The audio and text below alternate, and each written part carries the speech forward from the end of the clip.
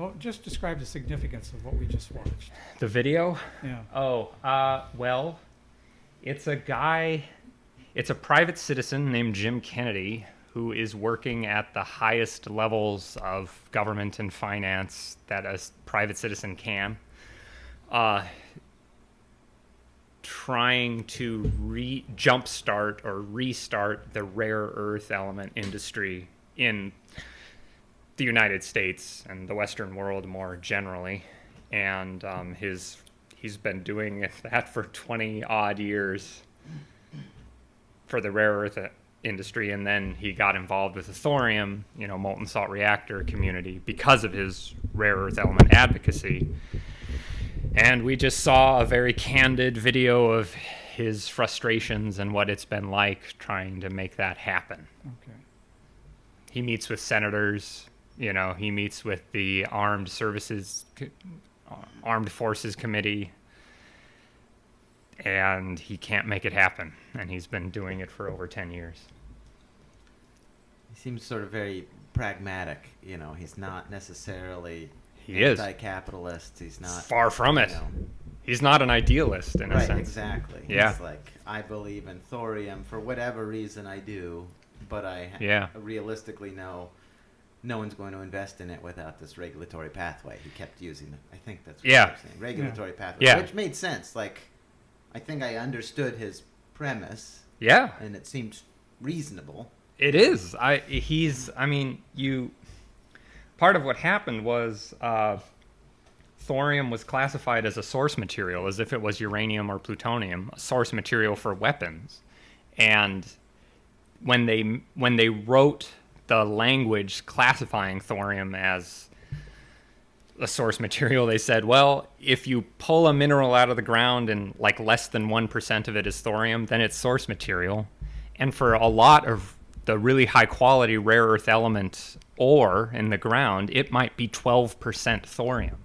And so a mining company is suddenly confronted with the issue of like, if we mine this because we want to make a dysprosium magnet or something, we want to supply neodymium to a high-tech company that's making buckyballs, AirPods. Yeah, they're carbon, but all of a sudden the government is going to treat us as if we were making nuclear weapons almost. It's going to be very inconvenient for us. And very expensive. And so companies were shutting down because they had tailings ponds that were full of thorium. And the government... they didn't even want any part of the thorium thing. No, they it was... wanted to make some magnets. Yeah, it's literally waste. It's a tailings pond. And it's worse than what... Yeah. Yeah, and it's radioactive. If you walked over it with a Geiger counter, it's going to go crazy, but so is the ore in the ground. Here's a mountain. The mountain might be 5% thorium. Yeah. When they look for thorium, they use a Geiger counter. There's videos of people in Norway going, oh, you see, there's a road cut. You park at the side of the highway and you pull out a Geiger counter and it goes... It just made me it's a radioactive... That's such a funny, next level hobby. You've got the guys on the beach with the metal detectors, and then you've got next level is wandering around with the Geiger counter recreationally. Yeah. Montana, the Lemhi Pass. Does that ring a bell? Yeah. That is one of the richest thorium and rare earth deposits in the world. Yeah. When they do the analysis of its concentration, they're like, this could supply all the world's energy for several thousand years.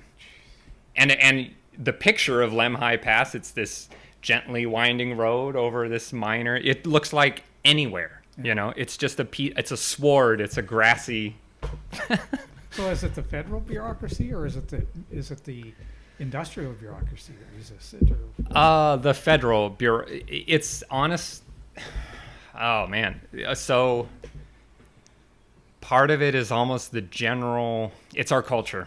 It's honestly our culture. Like, to say a minor detail, like, oh, if they had changed the language, if they had said 4% thorium is what the limit is, it wouldn't be any different.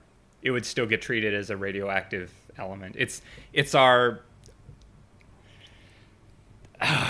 overall culture. It's like saying, why did the Soviet Union fall apart, or why did the Qing dynasty decay?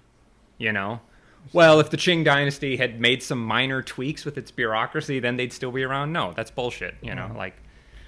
So it's this really systemic problem. It's to the absolute base of it. Yeah. Yeah. When you say it's our culture, though, do you mean our cultural aversion to things radioactive, or No, I think it's worse than that. Cultural affinity towards bureaucracy and regulation, or I mean, Oh boy, just saying it's our culture doesn't really allude.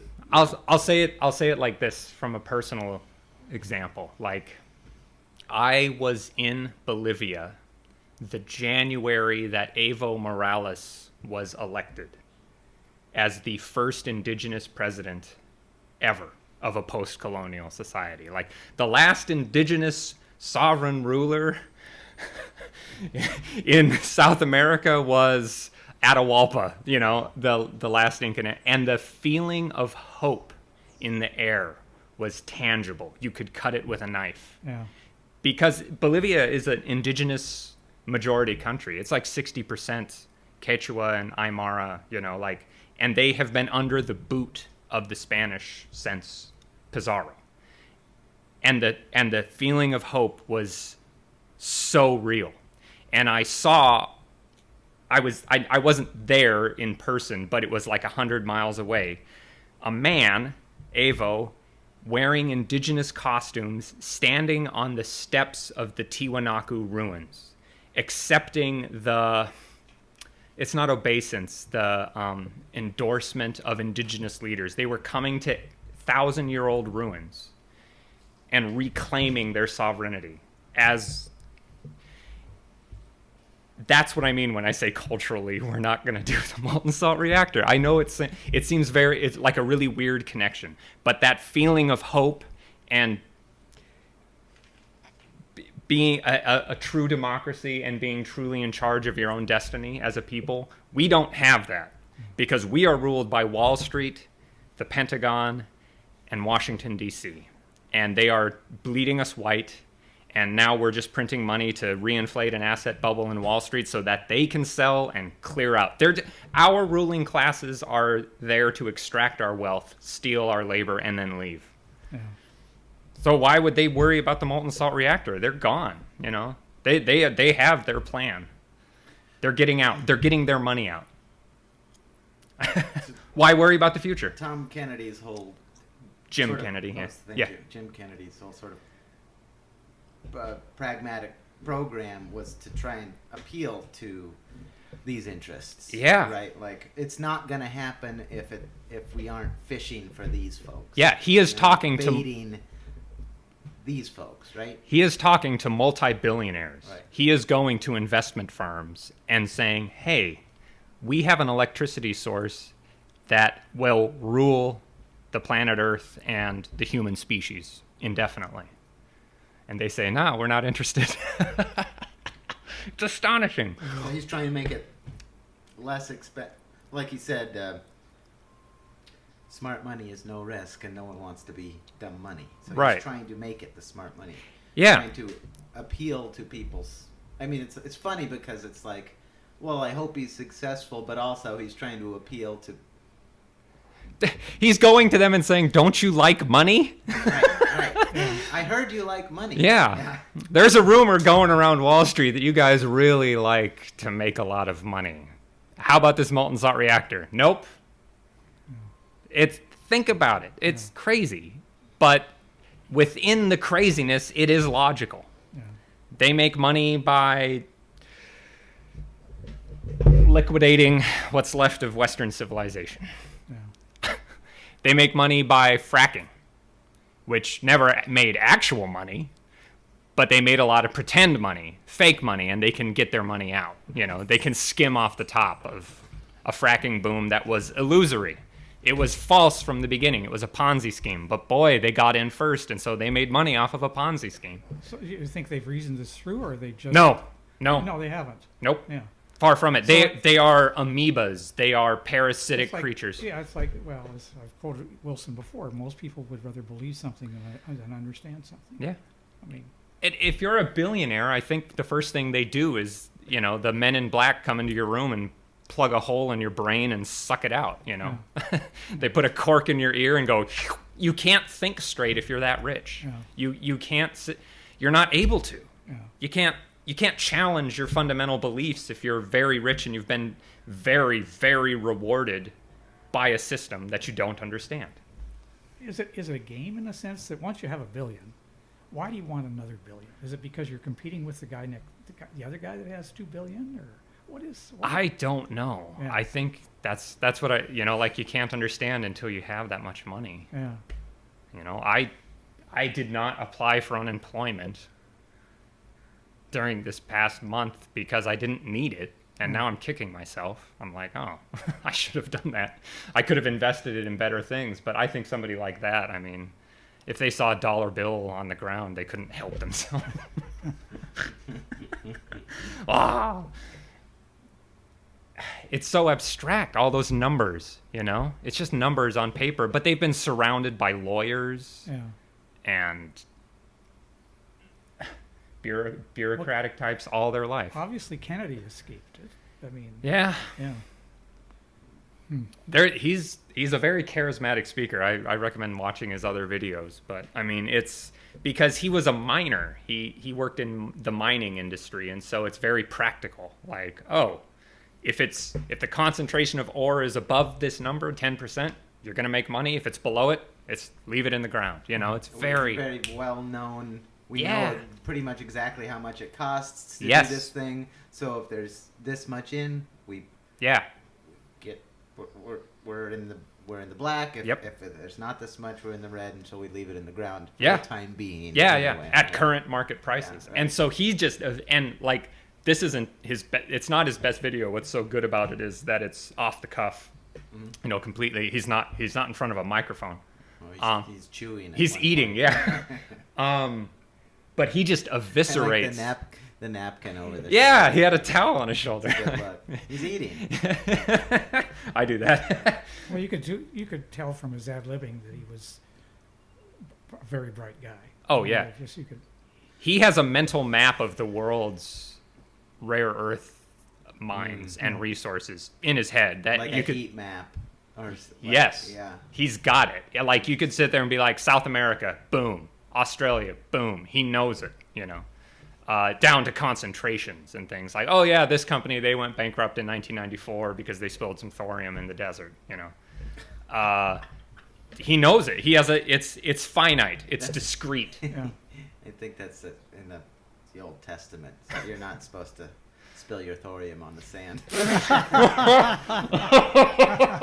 And God did smite, yeah. Oh, God, yeah. So is he aware of what China is trying to do then? Or? Absolutely. Yeah. Yeah. There's another video he has of like 55 pages of weapons systems and guidance systems and all the components made by China in our military. And he knows to the letter, like the how is legal code done? You know, like down to the, it's not nuanced. Yeah, the bullet point, you know, like section something something. Yeah. Here's Article these section this. section something something, you know, 2.1. These 7 companies are all violating federal law because they are getting their components from a non-NATO and non-American supplier known as China. So you can't emphasize this enough. China is the fundamental military supplier for the United States military. Hilarious, especially when you accidentally turn on the news and see the saber rattling. Yeah. Absurd. Why are they letting us bankrupt ourselves with military adventures in places like Afghanistan that are very rich in rare earth elements? Why are they letting us, and by letting, I mean they are allowing it to happen. Why are they letting us control Saudi Arabia, sort of? It's over, guys. You know, Saudi Arabia just got in an oil price war with Russia it was already bankrupt, that has blown the cover off the bankruptcy of our shale oil, quote, revolution. And they will, and our illustrious president, may he live forever, has openly talked and tweeted about bailing out the shale industry because they have well over $250 billion worth of debt that they can't pay off. Yeah. Why is China letting this happen?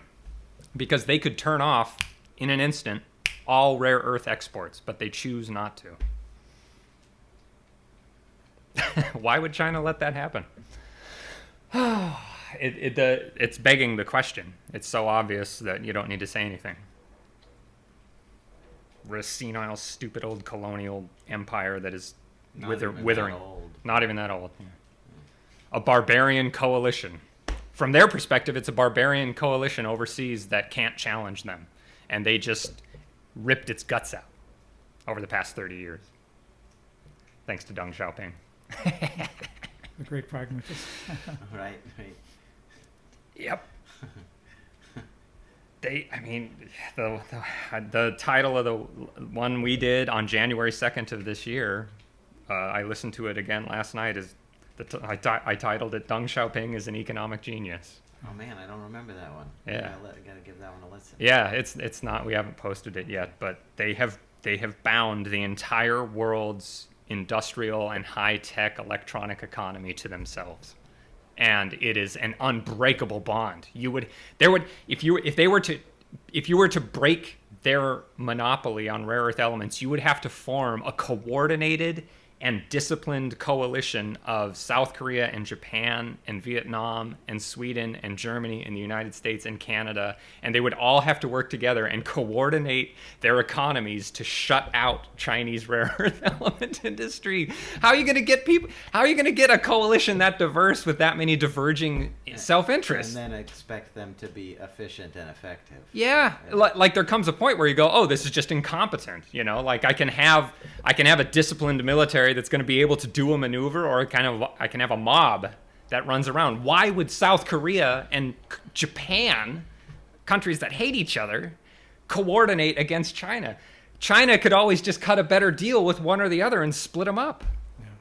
Japan is reeling. Japan is in a almost schizophrenic mode right now because they realize that they depend 100% on China for all of their heavy rare earth elements, for all of their fancy electronics. So they're going insane. And Jim Kennedy in another talk mentioned, like, there was some Japanese company, I don't remember, it wasn't, I don't even know, Hyundai? It was Sony. Yeah. Fun.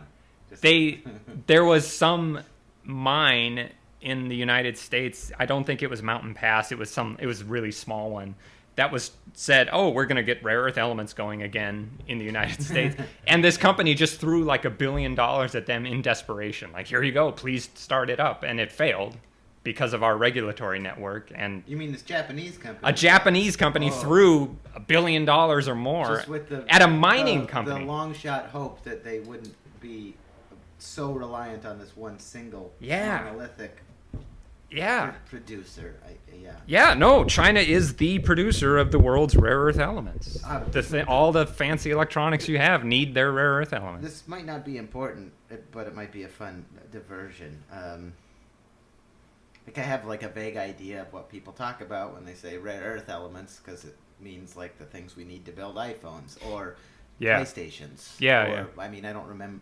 I'm sort of actually curious, like, what are they? What are they, and when did they first? I mean, it seems like mostly we're talking about electronics. So did my VCR need rare earth elements? No, it didn't. So more recent than that. Yes. So Deng Xiaoping was pretty prescient in that respect, dude. Because like my VCR wasn't all that long ago. No. So somewhere between my VCR and my iPod, rare earth elements became a precious commodity. Yes, but also, what are they? So they're in the periodic table. There's that lanthanide, section on the bottom. Those are the. Is it the one with the cutout? Yep. Or, yeah. Does it include the cutout too? Yeah. Okay. Yeah. It's because of the F orbitals, something like that. The electron orbitals. It has an extra. You're able to leverage their unique electron orbitals to make very powerful magnets. So it Essentially. all comes down to the valence shells, even though. Yeah, aren't we all? And anything with a computer with computer needs that. Just about. If it's going to be small and fast and pack a lot of punch electronically, it's going to have rare earth elements. Dysprosium magnets. Do I need magnets to make a transistor? No, I don't know. No, but you might need, like rare earth elements are not that rare, and they've been around an extremely long time. But their first use was, for like polishing glass in the 1800s. Yeah, Wow. But it turns out that their properties are not just important, but extremely necessary for all of your higher electronics and fancy stuff. So. Why do we call them rare earth? Because they don't, how does it go? They're not water soluble, and so they don't really concentrate into veins the way other elements do, I guess. It's strange to think about, but most of the Earth if it wasn't for water, the Earth would be much more homogeneous. But honest to God, like even uranium dissolves in water, and uranium ore comes from hot water moving through rocks and sucking out one thing and then depositing. Then you get a vein copper. instead of... Gold, silver, all. It's strange. Yeah. So we don't find these things in veins. Not quite. Yeah, they're more dispersed, but they are not all that rare, and so like phosphate mines produce a lot of yttrium, right? Things like that, or thorium, and so they also make the point that like a lot of them are byproducts. You have an iron mine or a tin mine, and it also is producing a lot of thorium, which is not a rare earth element, is radioactive, but thorium is also associated with this, and so if you want to find good rare earth mines, go and find the tailings ponds of another type of mine. Wow. I'll be darned. Yeah. Interesting. Well, my question is, with Deng Xiaoping, he must have been getting good advice, because he wouldn't have figured this out. No. Yeah, I believe. Yeah, Right. exactly. He must have been getting somebody that could anticipate what was going on. Yeah. And he was wise enough to listen. Yeah. Yeah. Who was the shadowy figure behind Deng Xiaoping who said, if we monopolize this, we'll control the industrial economies of the world? Yeah. I don't know. Yeah, Certainly it'd don't. be interesting to know. Right? That'd be an interesting read. Damn. I wonder if that's out there somewhere. Probably not yet, because they don't want that guy to be known or get killed by the CIA. But maybe in 20 years, we might, there might be this elderly Chinese man or woman getting interviewed and being like, I was the one who formulated the policy for rare earth element That's control. so funny. That's how like superficial and short-sighted my understanding is. It's like, I think of Deng Xiaoping, I think liberal reforms. That's my like non-insider superficial association, right? But now we're talking about a monopoly on one of the most important, outside of energy. Although apparently it's energy adjacent. It is adjacent. To the thorium, guys. It's very adjacent. It's so insane. Sometimes I want, you think of these right-wing people who have the crazy board on their wall, the red string being drawn between two seemingly unassociated events. The reason, one big reason, although not the only one, in terms of technicalities of like the law on the books, a big reason why rare earth elements can't be produced in the Western world is because they're associated with thorium. Thorium is also a fuel for the molten salt reactor. There's your crazy board right there, Thorium, rare earth elements, and this red string, and the guy sitting there, Charlie. Yeah. Yeah. Marty, you gotta see this. Look, I got the thorium over here, and the rare, this dysprosium, and the neodymium. What's going on? Somebody's, like Sherlock Holmes. It's funny too because it's not like that string doesn't represent a teeter-totter. You lose on both accounts. Yeah. Damn. Yeah. They've got both. Yeah. Holy crap.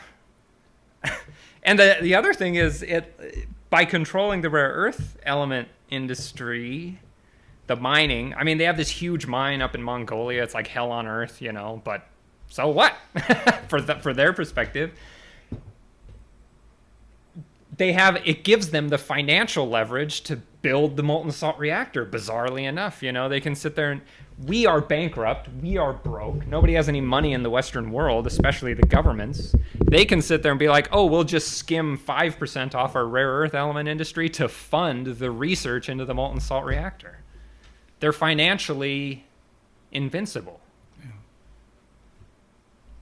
You can incentivize this thing because they already have a vital, that's wrong, maybe not the perfect word, but a robust rare earth industry. Yeah. And when I say skimming 5% off the rare earth elements, they're skimming 5% off everybody else. It's not even an internal cost that they're bearing. It's just like, oh, you know what we'll do? We'll raise the price by 1 cent a ton. And they're basically the only game in town. And when I say in town, I mean globally. The whole friggin' world. So if anybody, like, again, Jim Kennedy, he's sitting there going, what's the point of a national lab in the United States? What's the point of any research into rare earth element applications anywhere in the Western world? Because you spend 10 years, you do all this research, and you say, hey, I found an even better way to make an even better magnet. Who makes it for you? You're doing their research. You have to go to them with your research, and then their scientists, who are experts in rare earth elements, look at it and go, oh, wow, you guys are really smart. Well, yeah, we'll make that. Thanks. We'll make that for you, sure.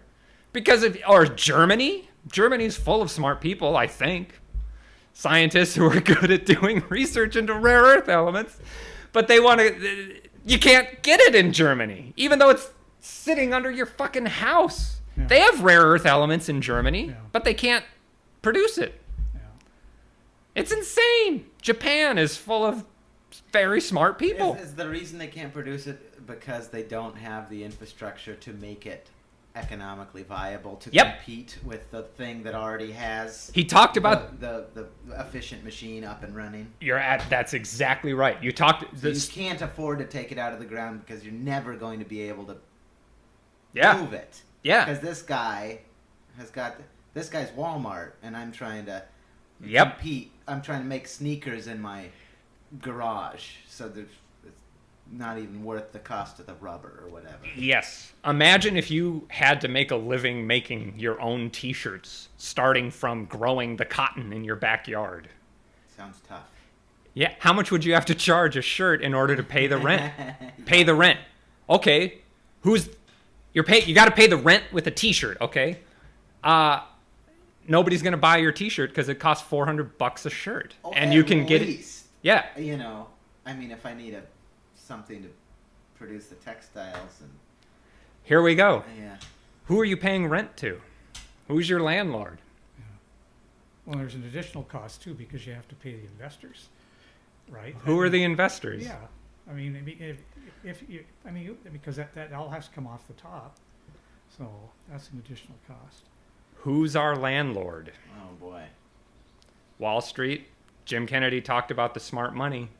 They want a 400% return within 5 years. Who the fuck are you to tell me you want a 400% return? Mm-hmm. How about I pull out the guillotine, remove a certain part of your body, and take all your money? That's what China did 70 years ago. And now they rule the fucking world. And and our Western landlords are sitting there like, oh, damn, oh boy, okay, we're just going to set up shop here. That is why we are retreating pell-mell from China, but almost can't. Because they control the world's rare earth industry, among other industries. They are the manufacturing center of the world. There's a city in southern China called Button City. I forget the actual name of it. Yeah. 80% of the world's buttons. Yeah.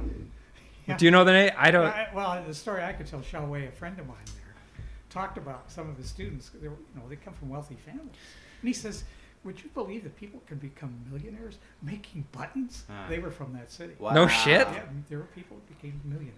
Yeah. Apparently, there's and in the same respect, there's maybe a city or maybe just a large factory, which might be the heart of a city or something. But They make all the flags.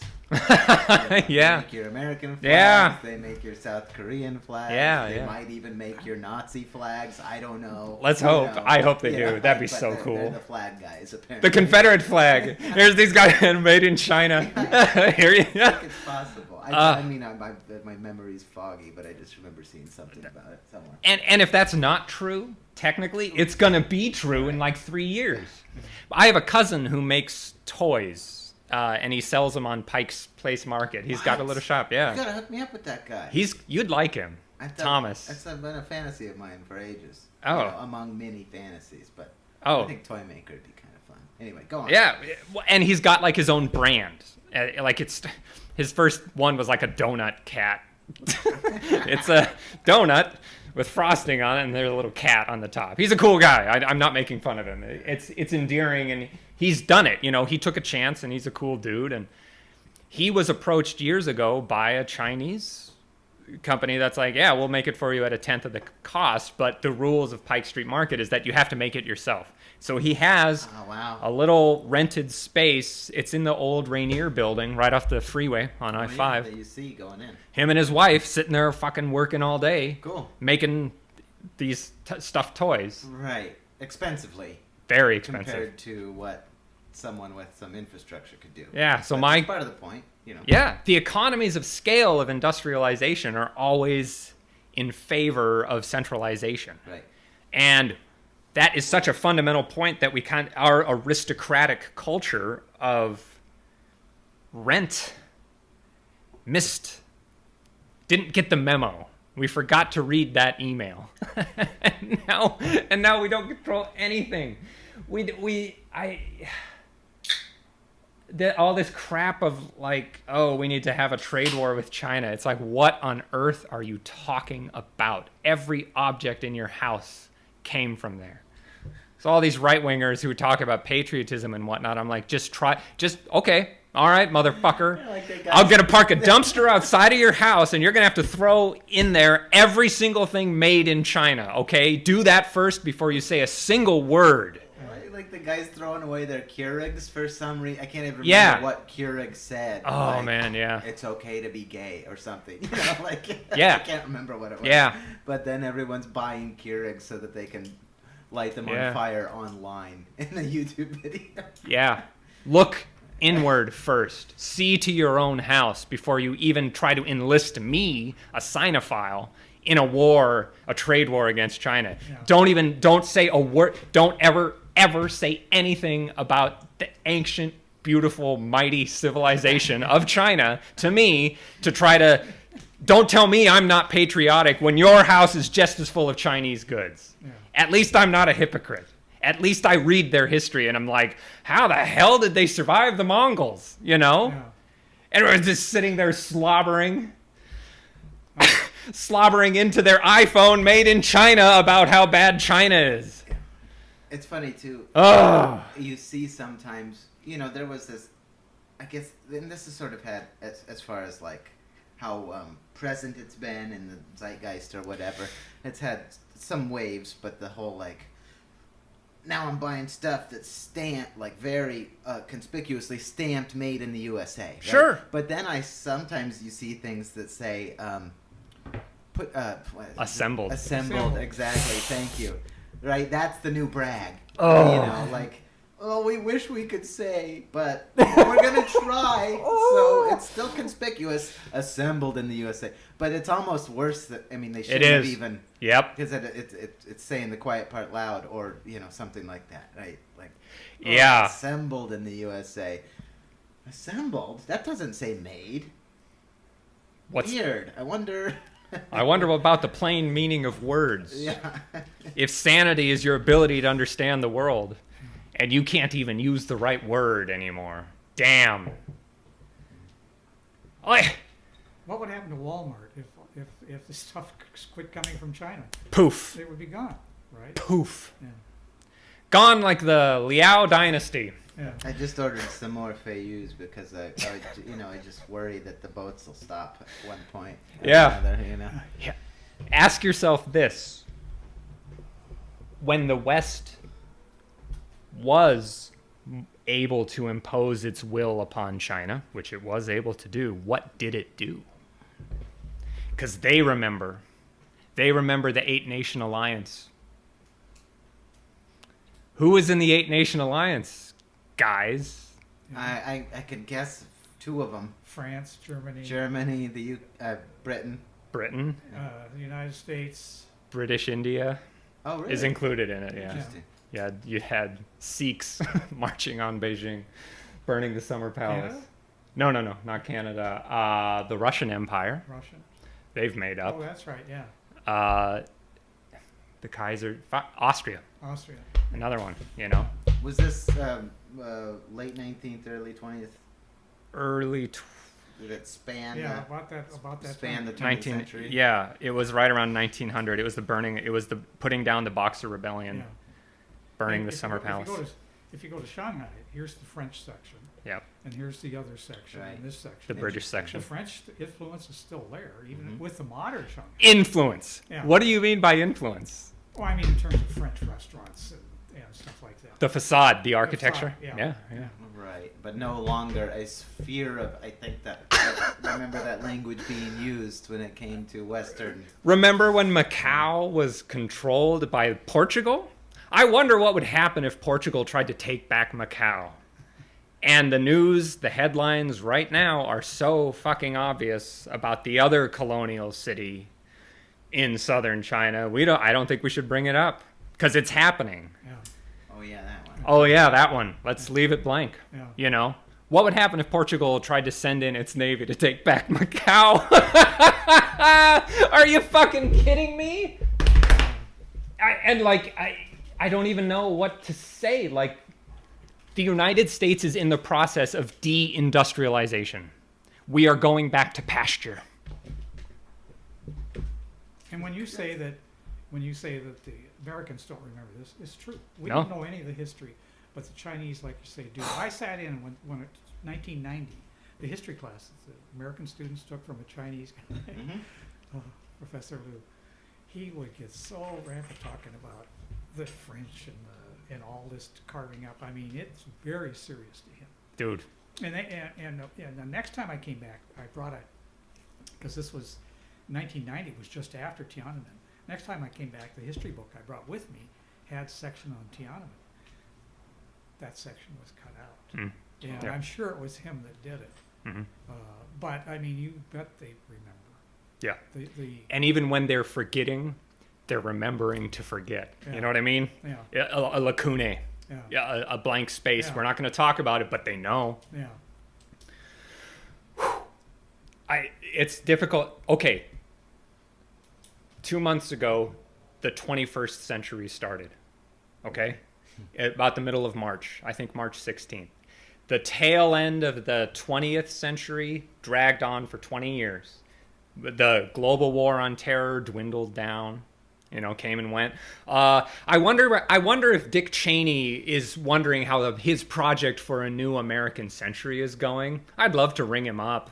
How about that, Dick? Yeah. Hey, Richard, you're still alive, aren't you? Give him a little nudge with your boot. Meh. How's your project for a new American century going? How's Afghanistan? How's the war in Afghanistan going, Richard? Hey, George, remember that mission to Mars you were going to do? How's that going, George? How about Iraq? Oh yeah, how's that going? You just lost a few soldiers from an airstrike from Iran in January, and Iraq wants you the fuck out.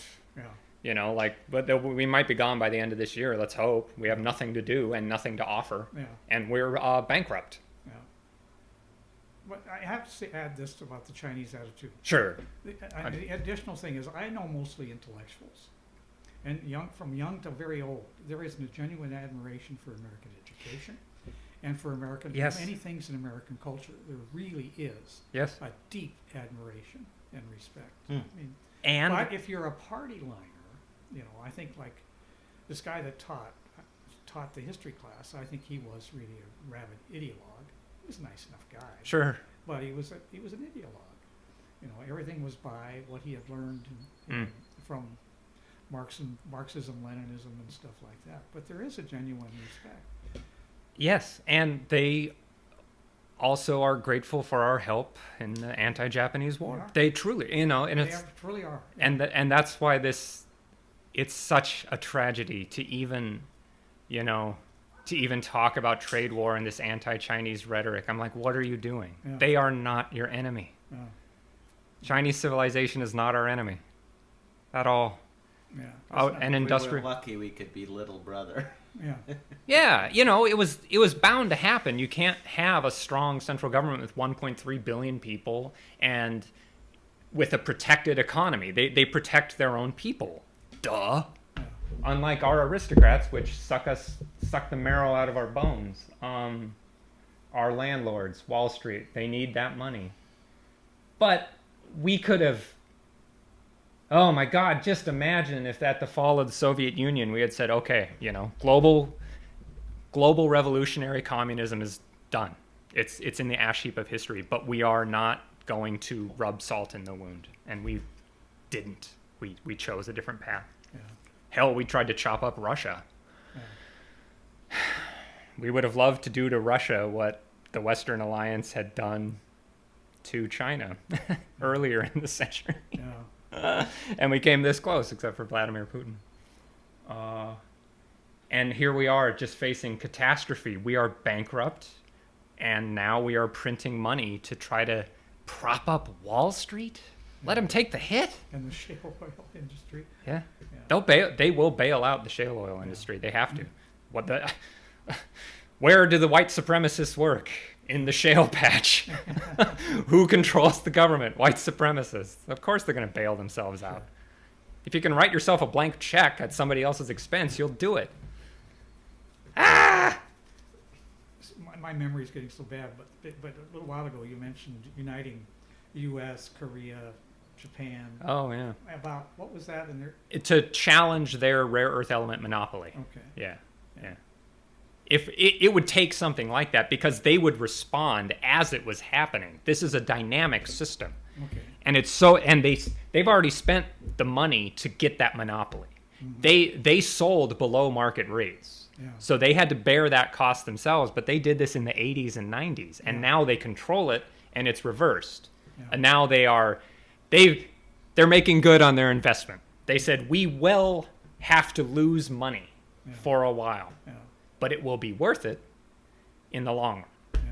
The same way you invest money in a business.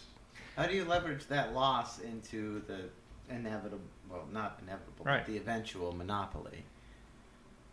By driving your competitors out of business. Just by being the supply, Yes. I'm going to undercut you, I've got to deal with these guys now. You're right. I'm losing money on Right. this transaction, but in the long run, these guys can't compete because they don't want to lose money. So Right. they go out of business instead. Because here's that Or- vital aspect.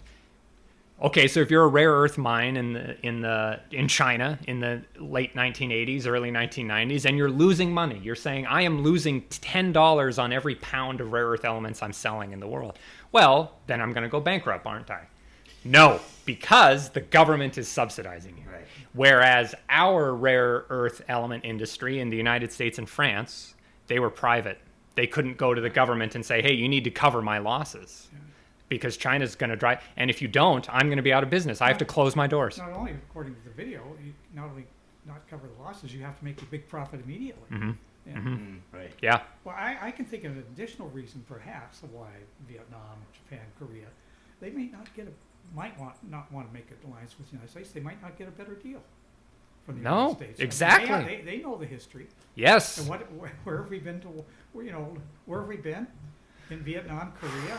I mean, right next to China, and here we're across the ocean. Yeah. Yeah, for all our national conflicts, we can all agree on Confucius. Right? I don't know if that's true, but Well, think of what an inversion this is, and that for Chinese long-term strategic thinkers, they are just like, yes, thank you, Republicans. Thank you for your slobbering rhetoric. Thank you for yelling at France. Like this is, I mean, it's insane when you ask a rabid right-wing Republican what he thinks of Spain or France or Germany sitting there, well, America first. Okay, you're talking about people who should be your friends, very close friends. Ask them what they think about Canada. And they'll sit there and say, oh, those horrible socialists. And I'm like, you mean the people who your brothers in arms during World War II and World War I? In Korea, yeah. And if you're a Canadian, you're like, fuck you, we bled together overseas. So if you're China, you're like, thank you, Republicans, for pissing off Canada, for being so jingoistic and so arrogant that you don't have any allies. Not really. We have no coalition. The United States is under the current administration is screaming at NATO, saying, "Give us more money." Okay, so what are you, an extortion scheme? Because that is what it is. But at least say the quiet part, quiet. Because that's what it is. It is an extortion scheme, but at least Obama put a friendly face on it. China is now the champion of the poor and downtrodden in places like sub-Saharan Africa. What's Wall Street? The exact opposite. If you really think about it from the United States perspective, it should be the other way around. We should be the champion of the poor and downtrodden, but we're clearly not. Damn. What about all that freedom spreading? Yeah, we better, winning hearts and minds. Oh boy, dude, especially with strong allies like Saudi Arabia. I mean, democracy, give me a break. I mean, it's a bullshit. We make democracy look pretty bad, don't we? Yeah. And if we do, then what is the point of any of it? Yeah. I understand you really, really, really like money, Wall Street. And the Pentagon, I understand you really love money, but go away, because you don't. What do they offer in return? What does our military offer us? They talk about safety and keeping us free. What on earth are you talking about? It's our nuclear weapons that keep our national borders secure. It's got nothing to do with what's stomping around Fallujah. Sells a lot of Mustangs, though. I guess barbecues and ball games. Yeah, I mean, yeah. It's a Mustang subsidy, really. When you get home, Yeah.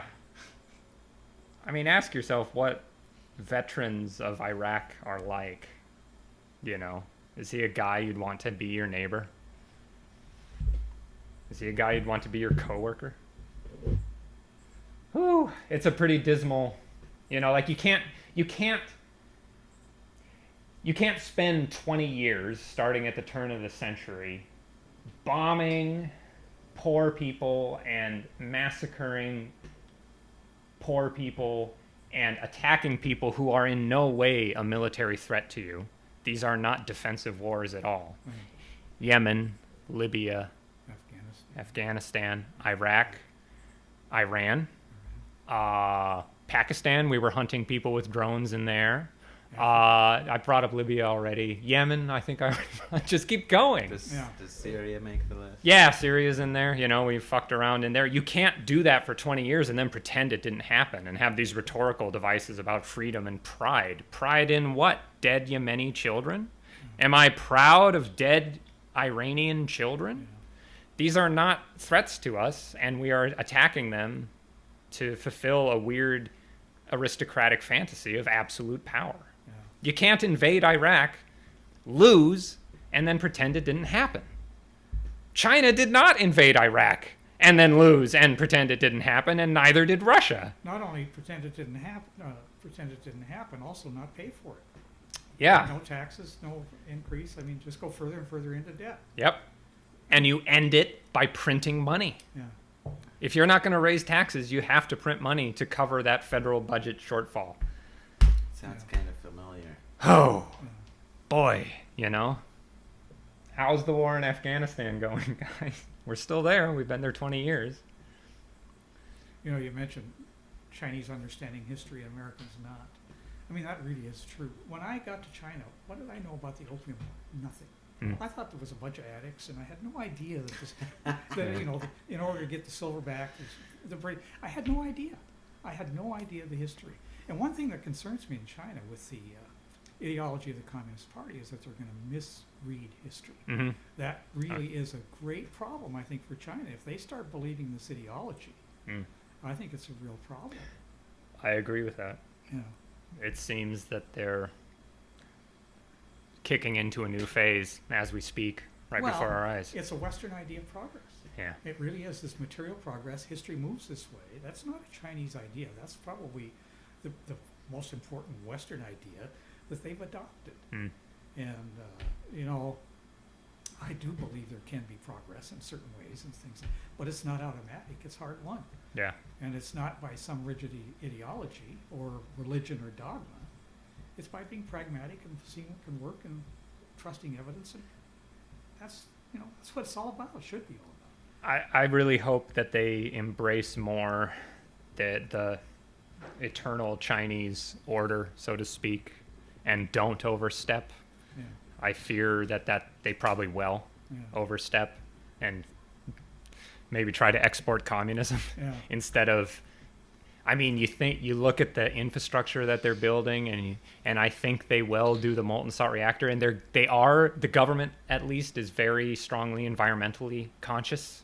They could make a really incredible civilization for several centuries, and I hope that's the vision that they have instead of becoming anti-Western. Yeah, me too. They should just be like, we're not anti-Western. We don't care.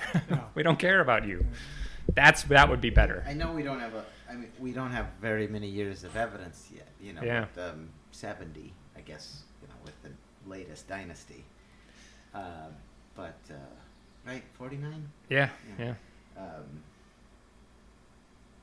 But I feel like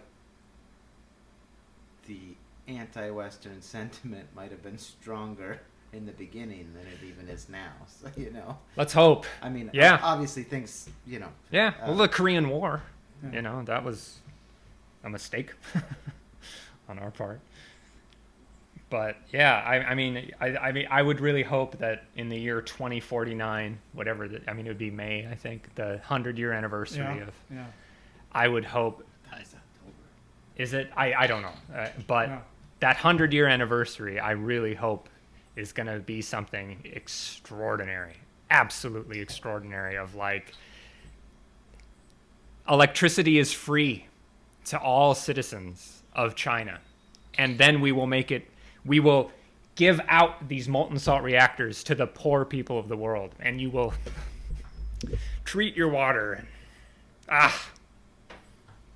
Let's hope it doesn't. Let's hope that's what they do. Yeah. That's what we have to hope for. Damn. It's a good way to end. Is it? Okay. Yeah. It's optimistic anyway. Yeah. Which we don't always do. Right. No, yeah. Fair enough. No. Good.